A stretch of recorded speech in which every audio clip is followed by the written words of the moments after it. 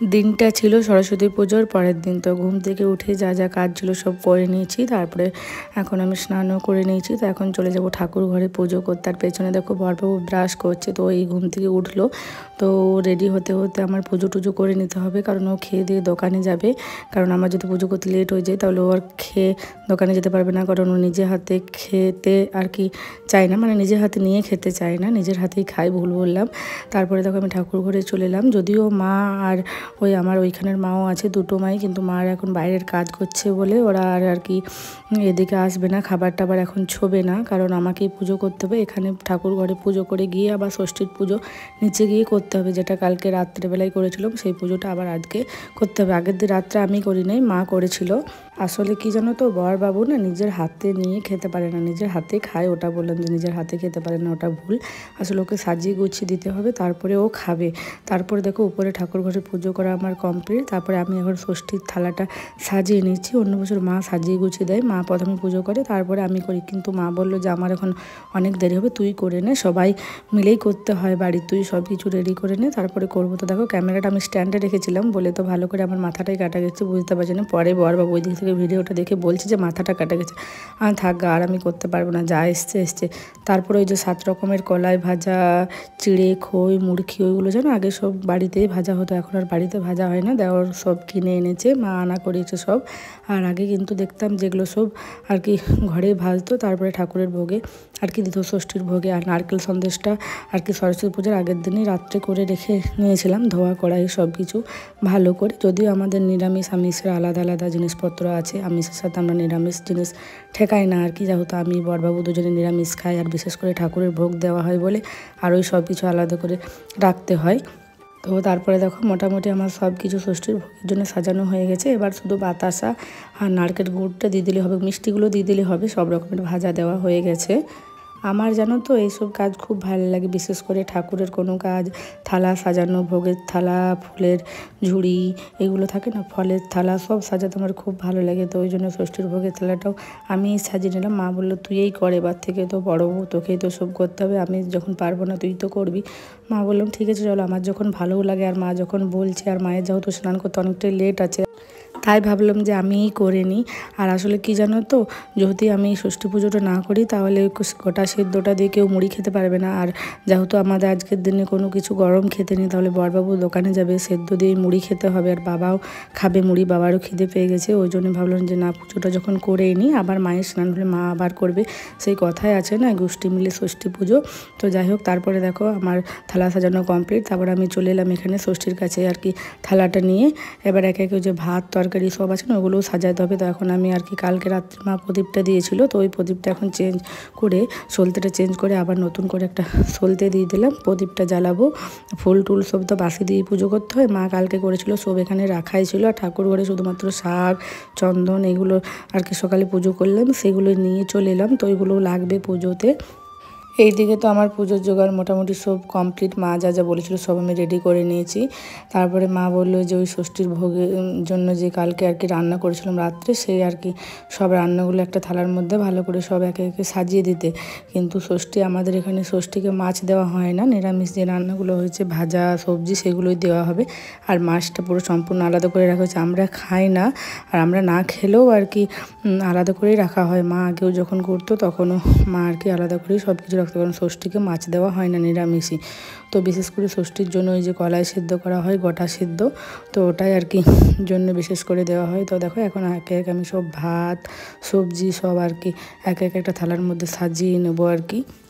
আর জানো তো, আমার এই সাজানো গোছানো এইসব কাজ করতে খুব ভালো লাগে, মা বলে বলে দেয় আর আমি করি, তো আমার খুব ভালো লাগে। তো ওই জন্য একটা ছোটো থালার মধ্যে তো দেখছো সাজাচ্ছি, আর ছোটো জিনিসে কোনো কিছু করলে না বেশ সুন্দর দেখতে লাগে, আমার খুব ভালো লাগে। তো এই যে ভাতটা হবে না, এটা কিন্তু আমরা কেউ বাড়িতে খেতে পারবো না, পুজো করে বাইরে যারা আসে, যারা আর কি ওই ষষ্ঠী পুজোর জন্য শ্যাওলা, গোগলি এসব দেয় না, তো ওদেরকে আর কি দিতে হয়। এই ভাতটা আমরা বাড়ির কেউ খেতে পারি না, শুধু পুজো করে আর কি সরিয়ে রেখে দিই। আর ওই যে ভাজা কলাই কড়কুড়ে ওইগুলো দিলাম না, ওইগুলো কিন্তু বাড়িতে সবাই আর কি পুজো হওয়ার পর একটু একটু করে সবাই মুখে নেবে আর কি। ভাজাভুজি খেতে তো খুব ভালো লাগে বলো, সব একসাথে মিক্স করে মিক্সচারের মতো। আর এই ভাতগুলো কিন্তু আমরা খেতে পারবো না। আমি আগে ভাবতাম কি প্রথম বছরে যেন কী হয়েছে, যখন আমি জানতাম না, প্রথম বছরে মাকে এসে বলছি, মা এই ছোটো থালাটার মধ্যে কী সুন্দর সাজাচ্ছ, এগুলো সব আলাদা থালার মধ্যে রেখে নেবে, তো আমি খাবো। মা বলছে না না এগুলো খেতে নেই। আমি ভাবলাম হয়তো খেতে আছে। তারপর মা বললো যে না খেতে নেই। তো দেখো এখন আমার মোটামুটি সব সাজানো কমপ্লিট, সবজি টবজি সব নিয়ে নিয়েছি। এবার শুধু কলাই শুদ্ধটা দেবো, তার আগে একটু চাটনিটা দিয়ে নিলাম, আর একটা মিক্স তরকারি ছিল ওটাও দিয়ে নিলাম। তো ছোটো থালাটা ছিল একটু আর কি অসুবিধা হচ্ছিলো, তো মা বললো একটু একটু করে দে, তাহলে দেখ জায়গা হয়ে যাবে। এখানে তোর বেশি দেওয়ার দরকার নেই, ছোটো যেমন থালা সেরকম হিসেবেই দিতে হবে আর কি।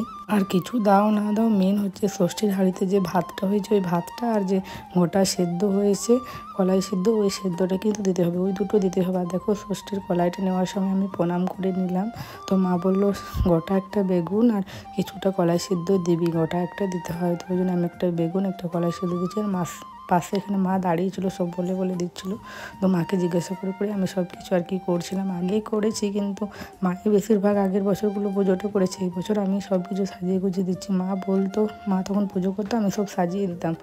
আর এই বছর বললাম তো মায়ের দেরি হলো, কারণ উঠোনে কালকে মাছ টাছ সব রান্না হয়েছে, তো ওইগুলো সব ধোয়া পুজো করতে বাকি আছে। অনেকগুলো বাসন রাত্রে মা আর আমি ধুয়ে ফেলেছিলাম, আমার ওইখানের মা আর আমি। আর অনেকগুলো বাকি ছিল, যেগুলো মাছ হয়েছিল সেগুলো বাকি ছিল, কালকে আর ধোয়া হয়নি। তো ওই জন্য ওইগুলো সব মা আর কি ধুচ্ছিল। আর উঠানটাও ভালো করে পরিষ্কার করছিল, কারণ মাছের তেল টেল কথায় হয়েছিল। তো ওই জন্য মায়ের অনেকটা লেট হয়েছিলো স্নান করতে। আর সকাল সকাল উঠেছিলাম, ওই জন্য আর কি বললামই তো যে পুজো না হলে খেতে পারবো না কেউ, ওই জন্য। তো তারপর দেখো আমার সব সাজানো গোছানো কমপ্লিট হয়ে গেছে। তো এবার আমি পুজো করবো। আগে প্রদীপটাও ধরে নিয়েছি, তারপর ধূপটাও ভালো করে দেখিয়ে দিচ্ছি। আর সাইড থেকে দেখো মা বলে বলে দিচ্ছিলো, আর আমি পুজো করছিলাম।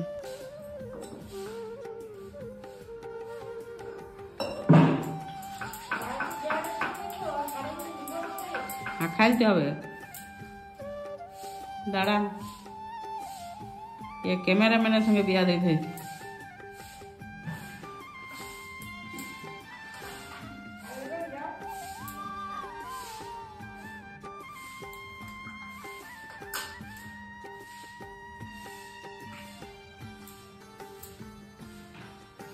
ইয়াটা দে, নিচে দে।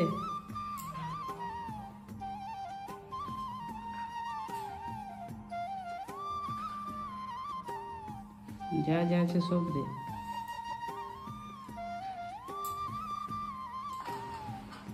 আঁকা বলে দিবি তখন নিয়ে যা।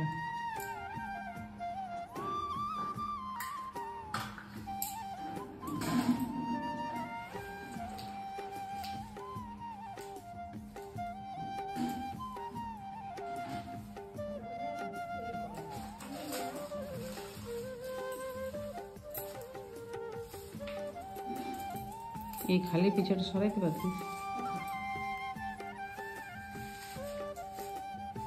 নিচেটা বলে।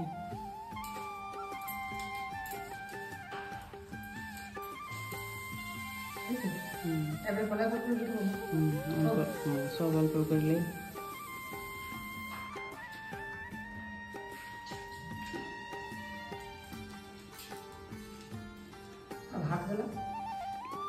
ভাত হলে না, জল ধারা দিয়ে দিবি। আতপটা দেওয়ার সময় লুলা দি, অনুলা দিবি, সারিয়া আতপটা দেওয়ার সময় লুলা দি।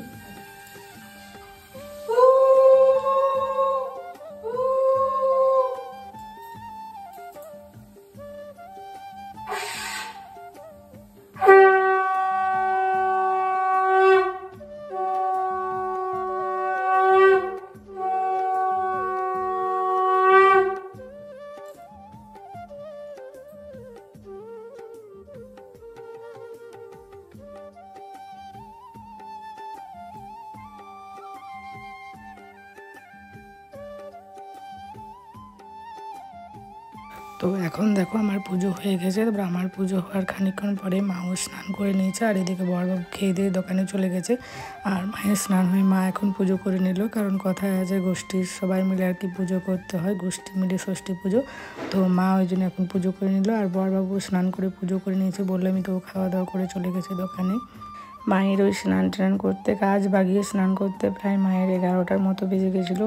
তো তারপরে মা পুজো করলো। তারপরে আমরা বললাম যে অনেকক্ষণ হয়েছে, জল খাবার খাওয়া হয়নি, খিদে পেয়ে গেছে।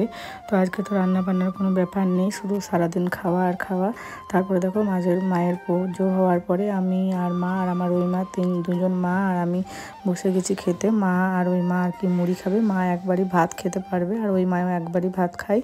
তো ওই জন্য আর কি আমি দেখো এখন ভাত ভাজা ভুজি সব নিয়ে বসে গেছি। মা আমাকে খেতে দিয়ে দিয়েছে, আর ওই দুজন মা বললাম তো মুড়ি খাবে, যে একটা মা মুড়ি খেতে বসেছে আর আরেকটা মা দিচ্ছে।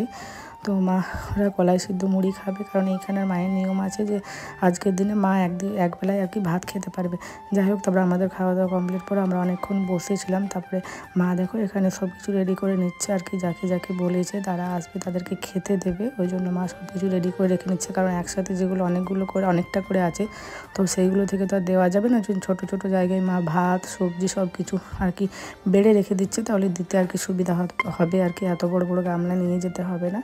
ওই জন্য মা সব আর কি রেডি করে রেখে দিচ্ছে একে একে। আর এরকমভাবে পাড়াতে সেরকম কাউকে বলতে হয় না, কারণ পাড়ায় অনেকেরই আছে, 2-4 জনকে বলে। আর আমার ওই ছাত্রছাত্রীদের বলা হয় 2-4 জনকে। দেখো 3জন পুচকি স্টুডেন্ট এসছে, বাইরে রোদে খেতে দিয়েছে। আর বাকি যারা আরও পড়ে তাদের সবারই কিন্তু সে যেন আছেই, ওই জন্য ওদেরকে আর বলা হয় না। আর বললে ওরা আসবে না, কারণ বাড়িতে যদি থাকে তাহলে কি আসবে। আর অন্য বছর আমার বাপের বাড়ি থেকে অনেককেই বলা হয়, তো এবছর সেরকমভাবে কেউ আসেনি। বলেছি সবাইকে মামা বাড়ি তারে, কিন্তু ওরা কেউ আসতে পারেনি। যাই বাবা আর মা এসছে, আর একটা কাকু আর বুনু আসবে বলছে, তো এখন ওরা আসেনি। তো না এসে গেছিলো যখন আমি খেতে দিচ্ছিলাম, ওরা এলো 1-1:30টার সময়। তো আমার ভুল বলা হলো। তারপর ওদেরকে বললাম খেতে, ওরা বললো না এখন পরে খাবে। তারপর দেখো আমার স্টুডেন্টদেরকে আমি দিচ্ছিলাম খেতে, ভাতটা আমি দিয়ে দিলাম, মা এখন সবজিগুলো দিয়ে দিচ্ছে আর কি।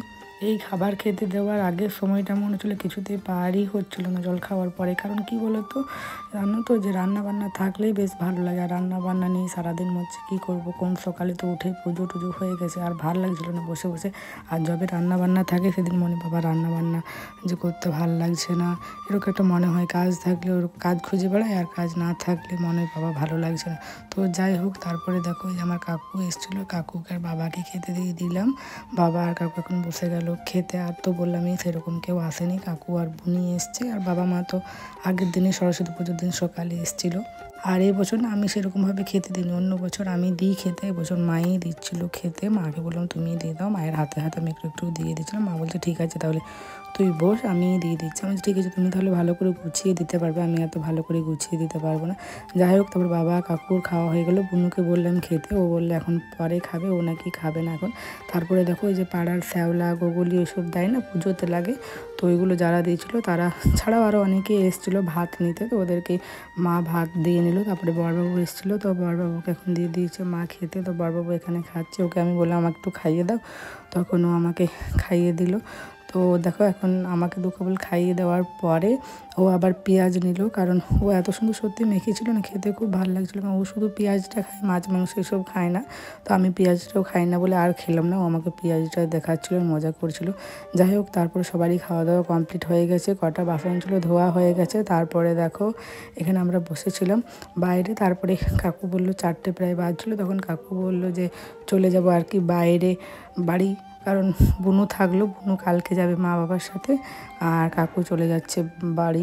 বাবা যাচ্ছে কাকুকে ওখানে বাস স্ট্যান্ডের ওখানটায় ছাড়তে, কারণ আমাদের যেখানে বাস ধরে সেখানে অনেকটাই দূর, ওই জন্য একটু টাইম লাগবে। ওই জন্য বলে খাওয়া দাওয়া করে যেতেও অসুবিধা হবে। আর একটু সামান্য দিয়ে দিলাম, কাকিমা আর দাদু ঠাকুমা আছে পাড়াতে, অনেকের বাড়িতে বলেছে খাবে, কিন্তু তাও মনে হলো যে আমার বাড়ির রান্না একটু দিই, কাকিমারে সবাই ভালোবাসে খাবে, তাই না। তারপর দেখো কাকু চলে গেলো বাড়ি, তারপর আমি বাড়ি চলে এলাম, একটু রেস্ট করলাম। তারপর এখন হয়ে গেছে সন্ধ্যা, তো বড়বাবু যাচ্ছে দোকানে, ওর সাথে একটু মজা করে নিলাম।